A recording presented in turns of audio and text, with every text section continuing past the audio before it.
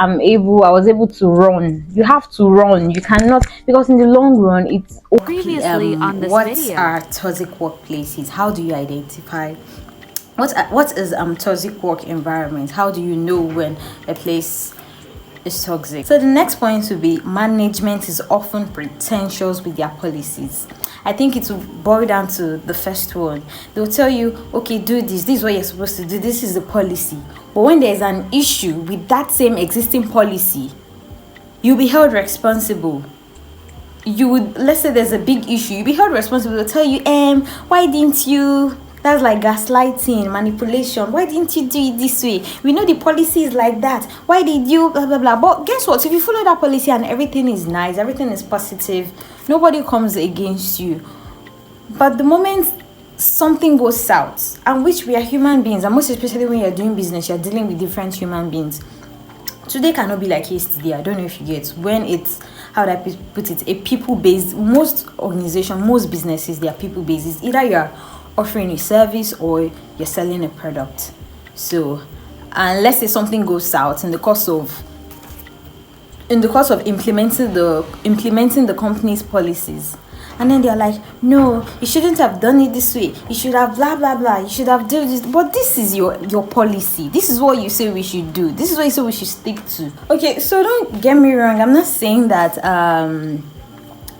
people are not allowed to be as flexible as possible, but when something is happening or people are complaining, let's say the employees are complaining and they're like, okay, this policy, it worked then but it's not going to work now, how about we do something about it? That's why businesses like that, they have meetings, and at the end of the day you're asking people for feedback and you're doing little to nothing with such feedback. So those are ways that at least this is one. So please, when you notice one thing that they are saying is different from the other, that's a sign.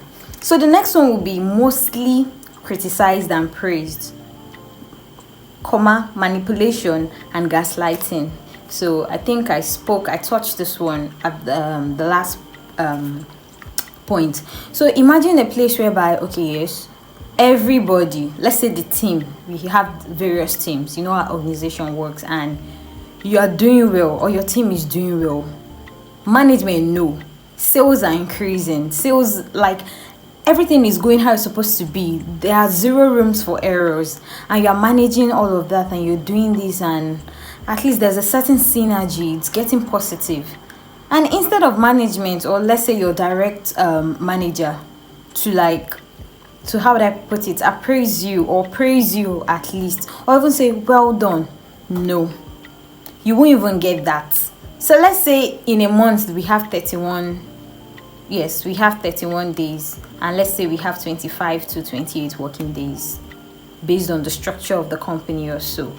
And out of that 28 days, like most of the sales or whatsoever operations went smoothly, and let's say there's just one day, let's say one day out of 3 months, 3 months should be like 90 something days or 90 days thereabouts. And then for the so many days you and your team, you guys have done exceedingly well. You didn't get praise, you didn't even get, oh, kudos, you guys are doing well, oh, that's nice, oh, this is lovely. You don't get that. But let's say somebody from your team or you make an error, just one. Thunderstorms, brimstones and everything. Thunderstorms, I mean. Brimstones and everything. So when you're getting more more criticized, and it's verbally, they're not hiding it, they're not even calling you aside to say, oh, you could have done this better, blah blah blah. Like in an open workspace, somebody's talking to you a certain way when you're not even a child. Even children, there's a way you treat them, they're going to fight back, and you're getting that constantly. Everybody's being criticized, nobody's being praised, that's a sign, no. So the next one would be, yes, insight, still under this, using words against you. Let's say, okay, maybe in a meeting and you're like, okay, this is this and that is that, I remember blah blah blah, and that same thing, that is this people, they can be people that are like that are toxic. They can be very very petty, that they can just one sentence you said or a statement you made in a meeting will be used against you. There are so many examples I can bring in, but when you just know something is not supposed to be, please just know you found yourself in a toxic workplace. Just as toxic relationship used to be now, most of the times, I won't lie to you, they'll use as way like manipulation. It's more or less like they're using something. They even call it, one of the companies I had such experience with, they call it bait. It's more or less like, when the devil is giving you something with one hand. No, when the devil wants to give you something, he will give you, yes, but when he wants to take back, he will take more than enough. They'll act like mini God. I've given you this, forgetting it's a service. You're paying me for my service. I'm working for you, and then you're paying me for it. But no, this sort of people, they will manipulate you. They'll use your words against you. They would want to, okay, this person said, that person said, blah blah blah said, this person told me, like, I don't get. That's a sign, please. It's toxic. It's not supposed to be. So the next one will be verbal abuse / harassment. I think how would I put it? Trying to talk about one point, I go into another point. Yes, verbal abuse / harassment. You start hearing, I don't think we are Nigerians now, we know how this thing goes. You start hearing, are you deaf? Is your ear paining you? Blah blah blah, things like that. Speaking down on you, like, what do you think? Are you mad? Like, things like that. I don't think I need to start talking about verbal abuse and what it is. Dragging. Like, at one point, we got so used to it that they'll be like, we even start laughing that they are dragging this one, no. And they're not just calling you to like criticize you personally. Let everybody see that they are okay. They are dragging this person. They are harming this person. You're using words to make somebody, to break someone, and you're doing it constantly. Please, in the long run, even the strongest of people can go mad. So if you're experiencing something like that, please, I advise you. I don't know. I wouldn't say. Well, I'll still get there, but that's one way you can identify such. So another one, last but not the least, is the employer try to play God over you and your life. It might not even directly be your employer, maybe your supervisor or your manager or the entire management. They try to play God over your life. You do not have space for any other thing in your life. You would want to know about your private life. Like, it's not even a bad thing if their intentions are good, great. But me, I really do not care. You're not God. The only person, the way I was trained, the only person I'll give you respect. That's the thing. One thing, I'm very respectful. I won't go against anybody.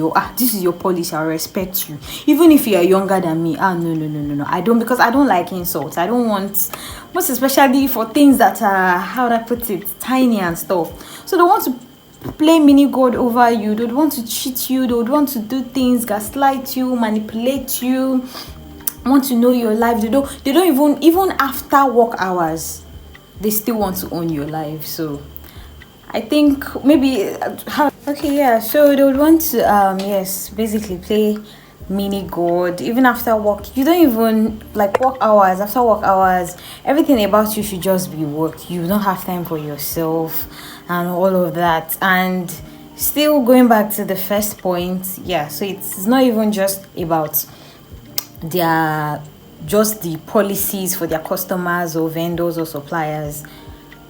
What I ordered versus what I got, what they told you before coming in is different from your experience. When you're now there, they'll not start telling you, okay, this is what you're supposed to do. Sorry, that was omitted out. Starting the job, on the job, you'll find out some other things, and you just, probably they lied to you, or they ignored it. They didn't say it for some certain reasons and then stuff. And then you're in the job, and then you're going through. You're even seeing things, they're introducing things that are actually not good, not even in your interest, like very, very selfish things. So how I coped, and I'll just say generally how you cope in such toxic work environments. The first one is you develop meaningful friendships. I'll say this one helped me because generally I'm a cool person, but when I'm at work, let me just get work done. I would like to let family be family, my personal life be personal life, let church be church, because I think, yes, my friends are my friends, work, my colleagues are my colleague. But then this experience, it opened, and the thing is, companies like that, they actually meet good people, they recruit good people. Yes, so I would say my colleagues, my ex-colleagues, because I I maintained amazing friendships. I made meaningful friendships. So it's more or less like, okay, I'll be able to manage whatsoever this day brings. I and my team members and my colleagues will be able to manage it properly. So the second one, the second way I coped is to do something after work to help relieve stress, because there is no two ways about it. For every day I go to work, then I was always stressed, mentally and physically stressed. So you really have to do things, your hobbies, or just be around people, things that would help you relieve stress. If it's for you to go to the gym, exercise, whatever makes you happy, makes your life meaningful, help you relieve stress. And I would say thank God the people around me, my parents, people around me, family, friends, very few friends though, that is the close friends that know, okay, yes, on a normal day, because I was like a shadow of myself. I couldn't respond to messages. The normal things I used to do at one point, people were, I hope this guy is alright. People were always checking in on me and stuff. Yes, so very important. The third way I coped was to document everything. Basically, I would advise you document everything you do your work day, because the truth is, in toxic places they would always want to, there would always be, obviously when you're working life there'll be issues, but then in toxic environments they don't even want to hear, they don't know how it is. It's more or less like you're always planning, you have to be ahead. Let's say there's issues, you don't want anybody blaming you, and then there are some people, okay, something has happened and you just saying, okay, sorry, I wasn't here, I didn't know about this, blah blah blah, or stuff, and it's fine. But no, in toxic workplaces you have to prove everything you're saying, you have to prove it. Okay, when before your shift or after your shift, if it's not based on a shift work or whatever, okay, this is what I documented on so day, this is this and that is that, I have my proof. You always have to have proof for everything. It seems annoying or draining, but in toxic workplaces you don't want to be caught on fresh, you don't want to, what is it called, you don't want to just, you don't want anybody to talk to you for the wrong reasons. Most especially, there's nothing as annoying as you being called out or dragged or insulted or penalized for something that you did not do. Yes, so it's our advice you document almost everything, or even remember, because even your word of mouth alone is not enough. You'd have to document, you have to have your proof, you have to, like, have your proof, document things whatsoever, your day-to-day, that is work life, work operations, what you did this day, so day. Not the one they ask you and then you're like, sorry, I do not know, I've forgotten. It's not enough. It's not going to be enough in a toxic work environment. And the last but not the least, if you find yourself in a toxic toxic workplace, last but not the least is start your exit strategy. Start saving up. If you say, okay, yes, so you need, start saving up. If you say, okay, this is after this day like this, I'm not going to take this people's bullshit or this person's bullshit, you save up, you go start. Okay, you need another job, start sending out, you have to do something, plan. And that's how I was able to run. You have to run, you cannot, because in the long run it's only going to, okay, you'll be like, I'm coping, I can manage this, what is there, and you're losing yourself, you're going bananas. I don't even want to start talking about my experience. It was very annoying. I was physically stressed, mentally stressed, and I'm basically trying to recover from all of it. So you don't want to push yourself, and most of the times our system tells us this thing. Your system will be telling you, pushing, be falling ill frequently. Those are the ways you can at least tell. So please, just plan your exit strategy, whether you want to go and start doing business or you want to look for another job. Save up, send out what's it called, like every day, make it a task that you make sure you send out work applications and all of that. So I hope you found this. If you've watched to this very end, thank you. And I hope when you find yourself, I do not wish or pray you find yourself in such situation, but at least if you ever do, or when you do, you know how to identify it, you know what to do. And I would say I wish all of us just bliss, because really there's nothing as annoying as the fact that you're trying to do better by yourself, you're loyal, you're honest, you're trying to help. Like, and that's the thing, there's no place I have worked, because I started working immediately after like graduation, and they will not remember me. That's the thing, people remember you. So if you impact them positively or negatively, they will remember you.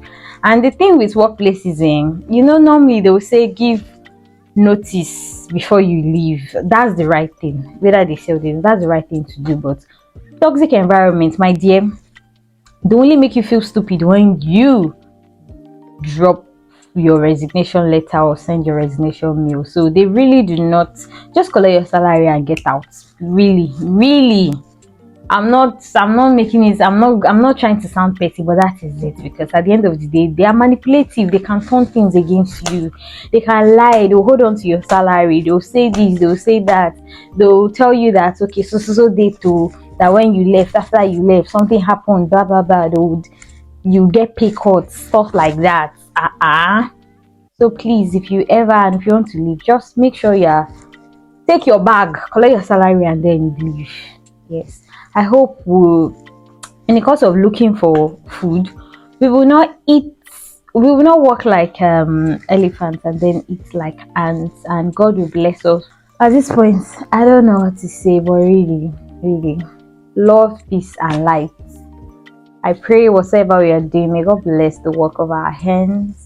And then if you say, okay, you need to work to gather up capital for a business or something, I just pray you do not meet the wrong people, because our generation now, most people are users. So just be careful out there. And I love you guys. Thank you, thank you, thank you for your support. Please share. If you found this video useful or helpful, please share. And then if you're new here and you've watched it this time, please subscribe. It takes nothing. Bless a sister, help a girl.